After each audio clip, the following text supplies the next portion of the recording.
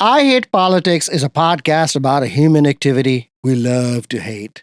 I'm Sunil Dasgupta. If you haven't looked at your TV lately or at your mail, general elections are around the corner, Tuesday, November 5th. And with elections, the last decade or more has come misinformation and disinformation. Not only claims and counterclaims by candidates, but also systematic foreign actor-led attacks. And former President Trump has even made the argument that unless he wins, the election was fraudulent. In the United States, elections are largely administered by states, with the Federal Elections Commission serving as a clearinghouse for campaign information for federal races. This means that there are 50-plus election administrators in the United States who not only help preserve the integrity and security of elections, but now must also counter fake news, deepfakes, and AI-generated false content. This is much bigger in swing states: Pennsylvania, Michigan, Wisconsin, Georgia, Arizona. But Deep Blue Maryland is not free of malicious targeting intended to tamper with elections. I spoke with the state's election administrator, Jared Demarinis, about the fight against fake news being fought by election administrators. Stay with us. I Hate Politics is brought to you by UMBC's Political Science Program, where you'll learn to shape public policy, impact communities, and function at the center of modern society. Learn more at shadygrove.umbc.edu. I Hate Politics is a podcast about our neighborhoods, workplaces, schools and streets, and our local governments as they function in diverse and democratic societies. This means our politics are messy, dirty, sometimes corrupt, with often self-serving politicians. But no matter how much we may hate politics, we are never exempt from it, even when we refuse to participate. In fact, the purpose of politics is to keep society moving precisely when we don't agree with each other, like now. Music for this episode comes from the Washington, D.C. rock and roll band Door Sedan.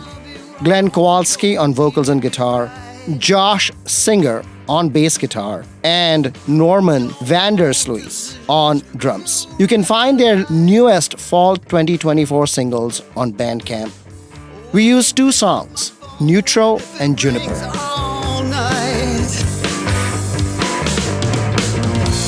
Ask me anything, it's alright. I'll tell you I'm neutral.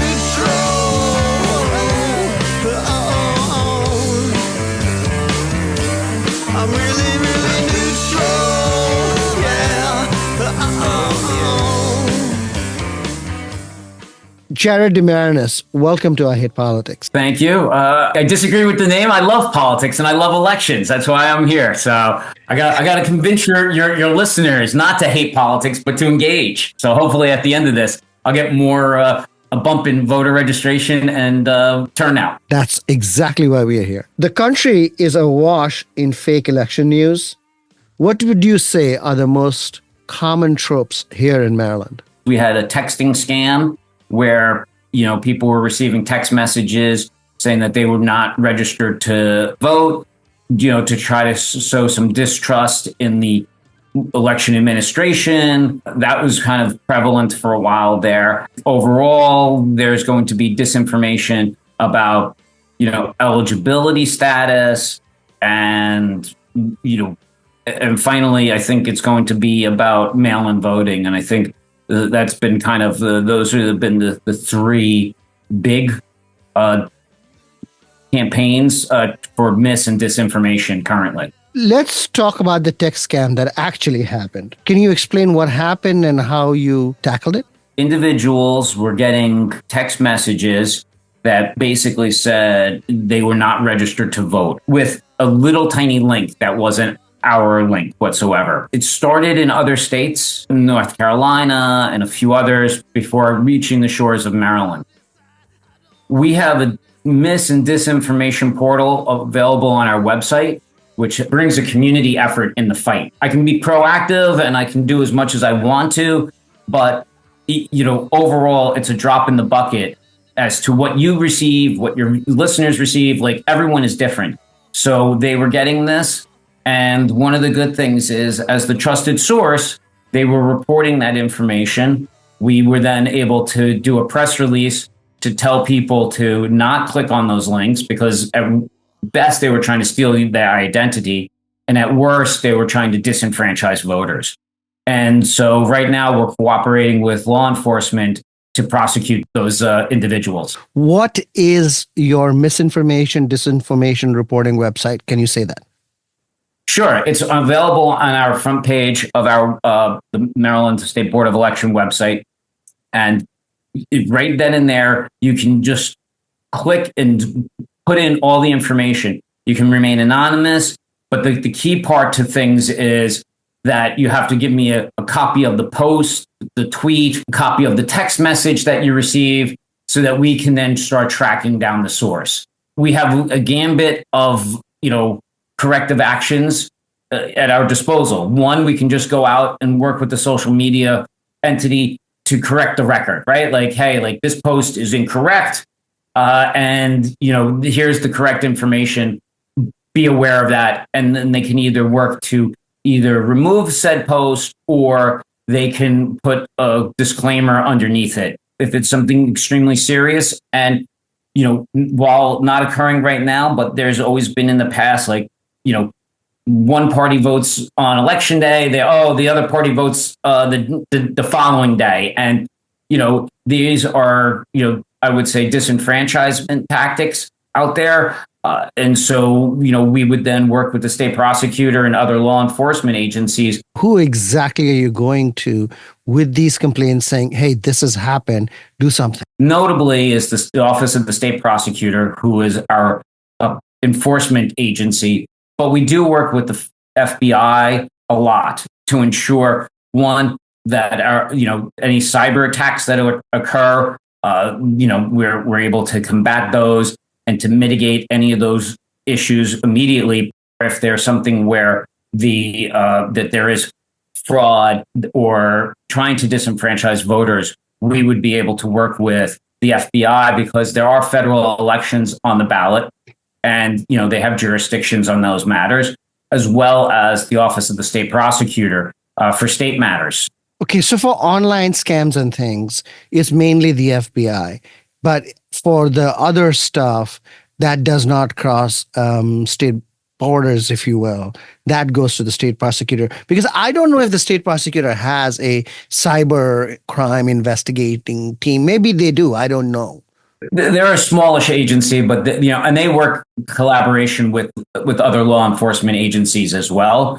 So no, they've been fantastic. They've tracked down a lot of robocalls that were designed to I would say disenfranchise voters. So they're a very equipped agency. Once the election's done, it's done, right? If you can't undo that, right?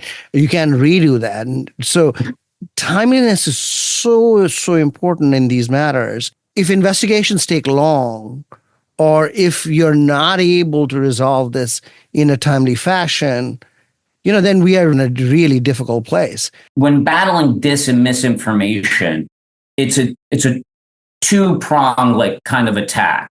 There is the collection of the evidence for prosecution does take time, right? Because it's not like something that is going on immediately. And then there's my portion of it, which is to combat it immediately and to correct the record, which is to notify, say, the press about the issue of the texting scam, right? Like try to nip that in the bud as quickly as possible to make the voters aware. So if there is dis or misinformation out there, my job then is to be very proactive to combat it immediately, while at the same time collect as much evidence of it as possible for prosecution later on. Now, not to put a fine point on it, but government press releases aren't the most appetizing of reads.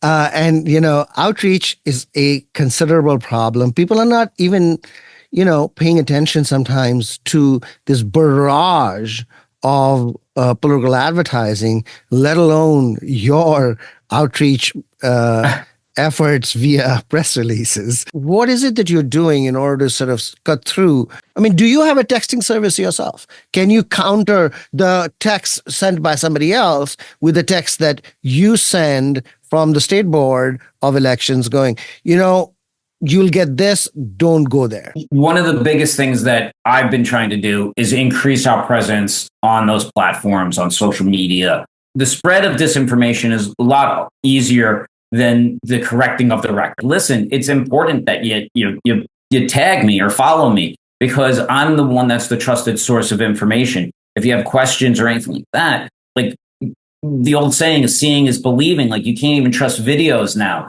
You can't trust, what is being, 100% reported, because there's so many fake news sites out there that, if you have questions, it's almost incumbent on the voter themselves to take that extra step and to follow up with the trusted source of information.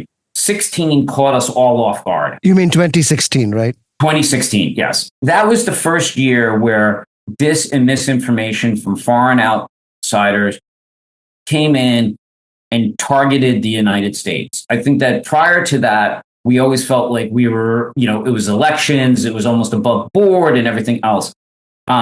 16 opened our eyes.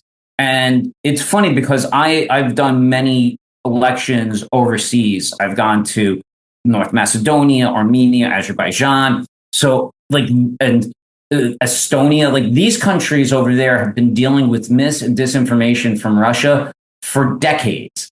Basically, since the fall of the Soviet Union, these countries overseas were able to have their democracy grow and continue even with that onslaught. And the resiliency of those individuals and citizens over there proved that we can do this as well. So what lessons will you draw from the experiences of North Macedonia and Azerbaijan and Georgia? I mean, really, that's a very, very good comparative perspective.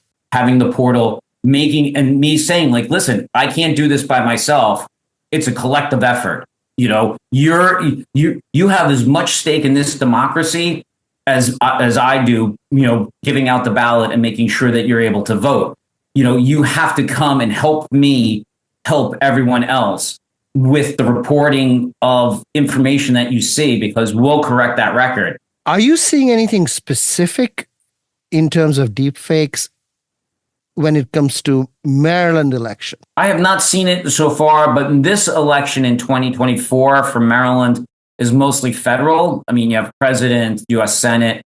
You don't have many local races. Okay, so say now that something happens, there is a deep fake pertaining to the Alsobrooks-Hogan race, and that gets reported on your website for this purpose. What do you do? Is it about election rights, results, the processes, right? So that if it's that, I'm going to go to the social media platform, correct the record, even probably talk to them about who received this, and work with those platforms there. Which platforms have you worked with? Who are more amenable to your concerns? Which platforms are a little bit more resistant to government intervention like this? Right. We have the ability to contact them and say, this post here there's nothing that is accurate about this post. There's, this is completely false.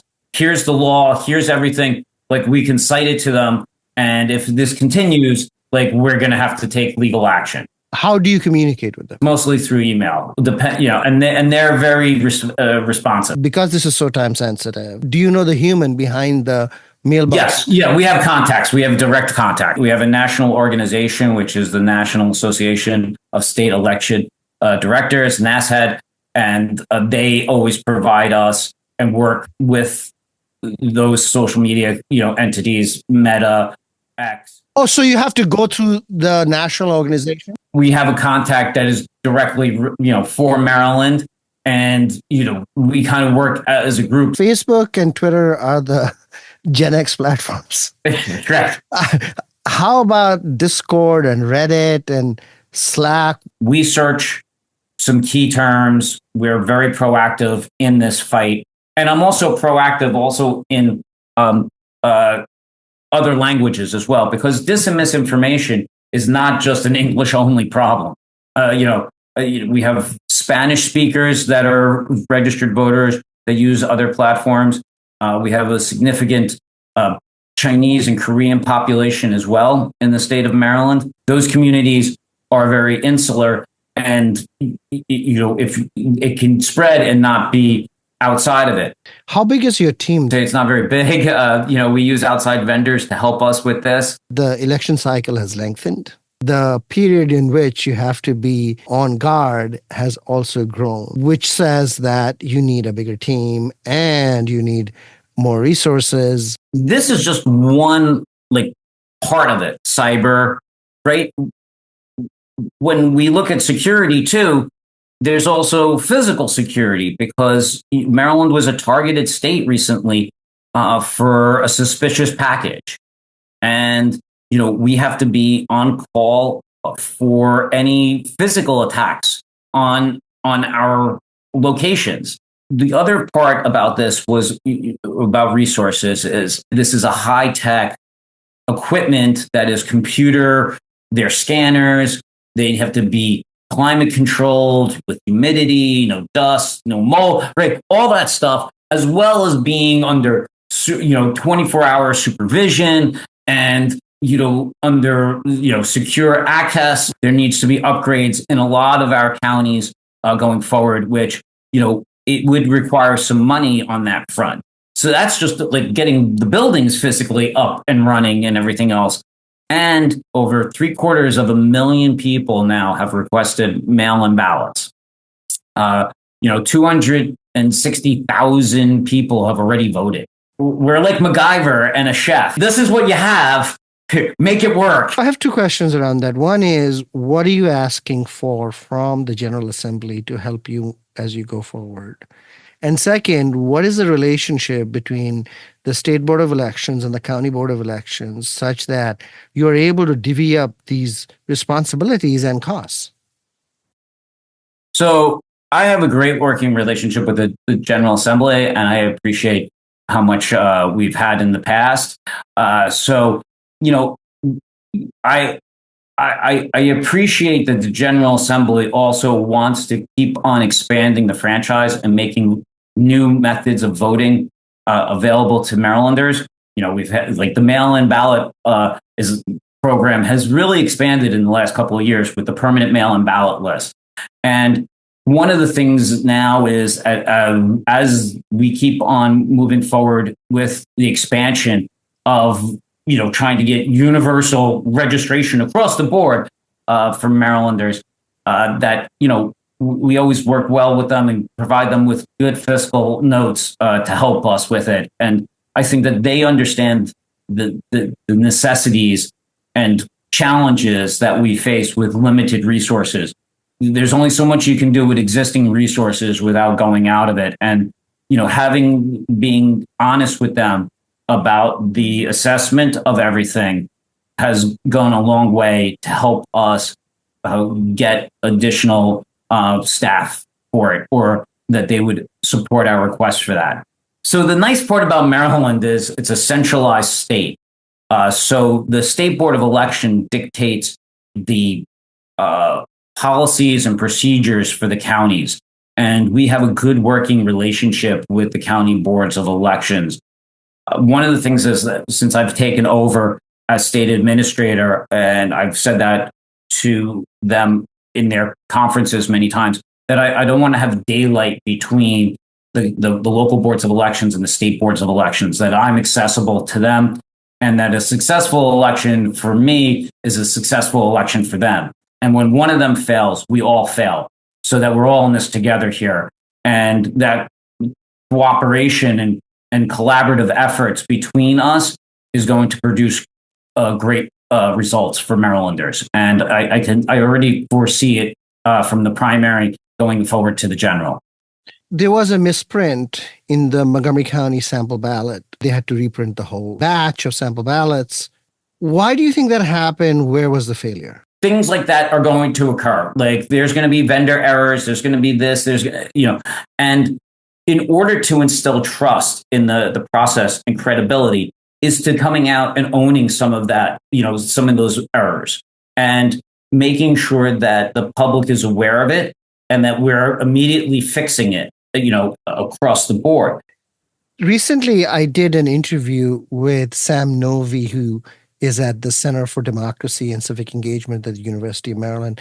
And they had done a study that shows that there's been a decrease in the number of 16-year-olds pre-registering to vote. Are you aware of that? I want to engage 16 and 17-year-olds not only to pre-register, but also to become election judges, because I want to have younger participation as election judges to kind of help fill the gap. So if I have more younger generational people becoming election judges, then I know that would increase turnout because they'll talk to their friends and increase the turnout. And also, I wanted to talk about that 14 and 15-year-olds can be election pages and work the process as well for school credit. You did mention that vote by mail was particularly susceptible to fake news. How so? It's not the traditional method, right? It's not in person.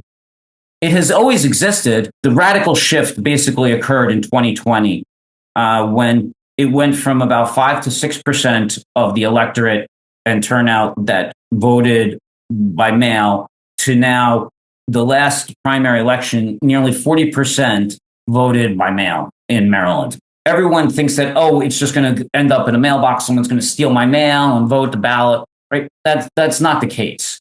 One, if you sign up, we tell you the mail is coming. Be on the lookout for your ballot. So you get a notice prior to us sending it out to you.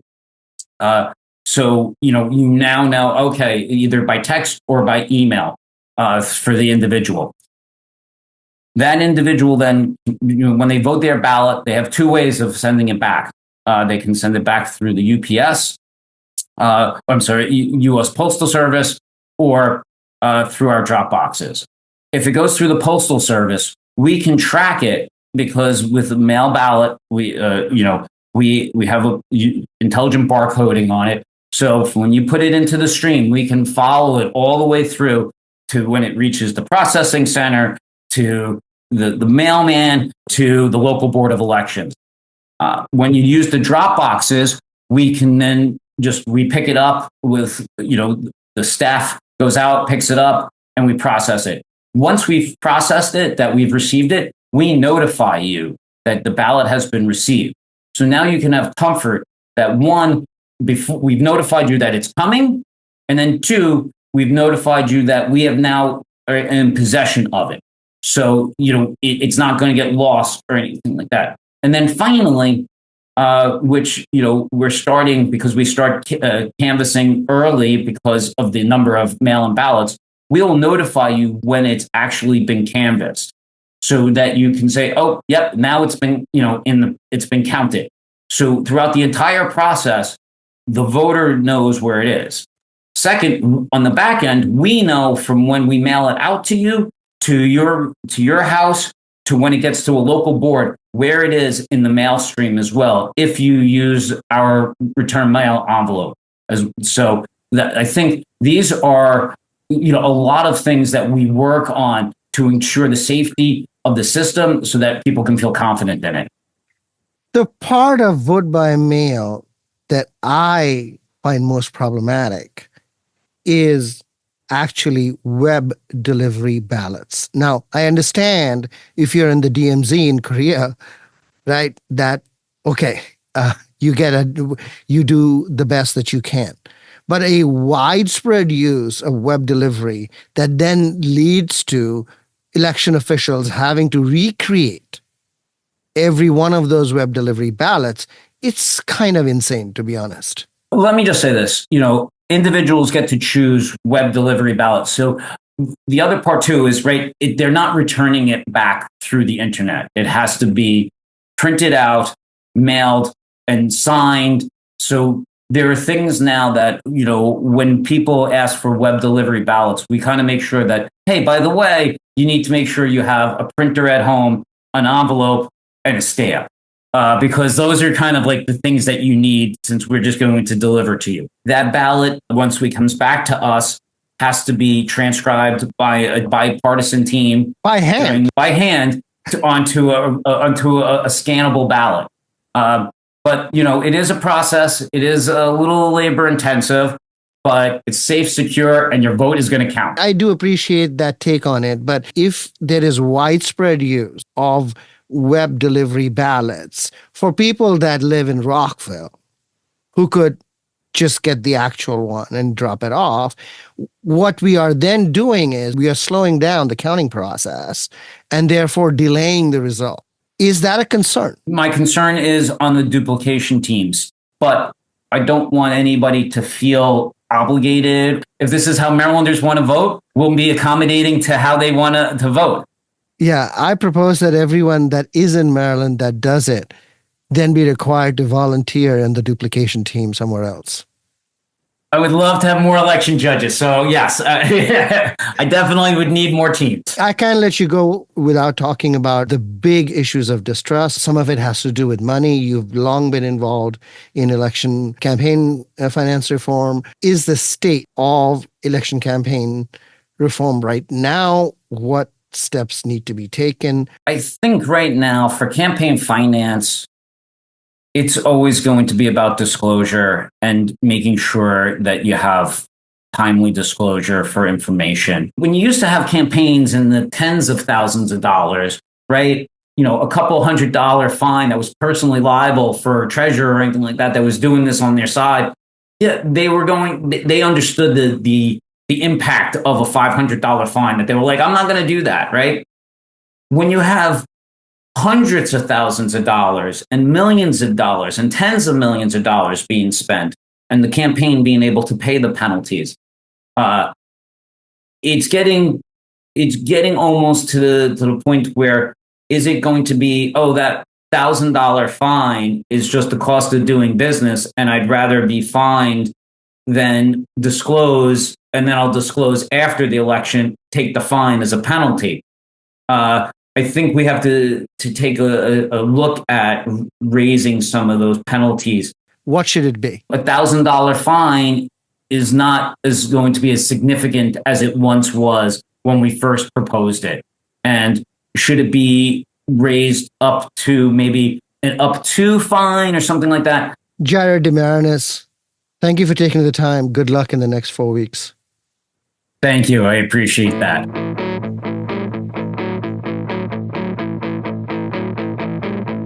For several episodes, I have not drawn episode-ending lessons.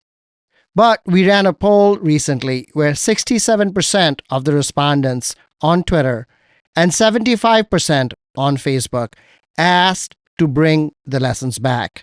So, what lessons should we draw from my conversation with Maryland Elections Administrator Jared Demarinis? First, it ain't easy. On the one hand, election administrators must inform and recruit the public in their fight against fake news. And at the same time, they must convince the public that elections are secure. That's a tough balancing act under any circumstances, but when combined with the proliferation of online platforms and chat groups to which no official entity can have real-time access, you might say it is an impossible task. How on earth can an election official know what's in your WhatsApp chat? And WhatsApp chats are probably one of the biggest purveyors of misinformation and disinformation worldwide. Historically, election administration offices have been bare bones, adding peak strength in the run-up to Election Day. Most election judges are regular folk with other jobs the rest of the time. But can a historically decentralized, state-based system effectively face up to this massive onslaught? But don't be pessimistic.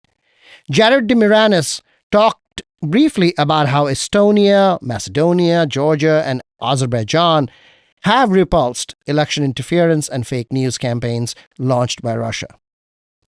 What lessons can American election officials learn from them? This turns the tables on the previous 60 years, when American election officials went country to country telling them how to run their elections.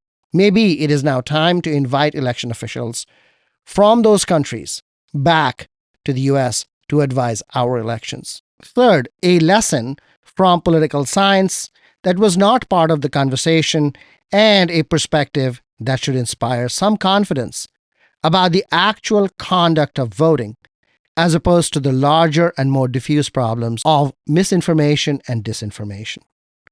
Election fraud tends to occur in places where the offending side would normally win. Think about it this way. If you have enough capacity and public support to get away with election fraud, you probably have enough support to win at that particular polling place. Counterintuitive, but mildly reassuring, I'd say. That's all for this episode of I Hate Politics, where we aim to stem the decline in local news by working with community voices. Don't forget to tune in to our Tuesday morning news analysis. I Hate Politics is produced by me, Sunil Dasgupta, and assistant producer, Adama Gay, with support from the University of Maryland, Baltimore County.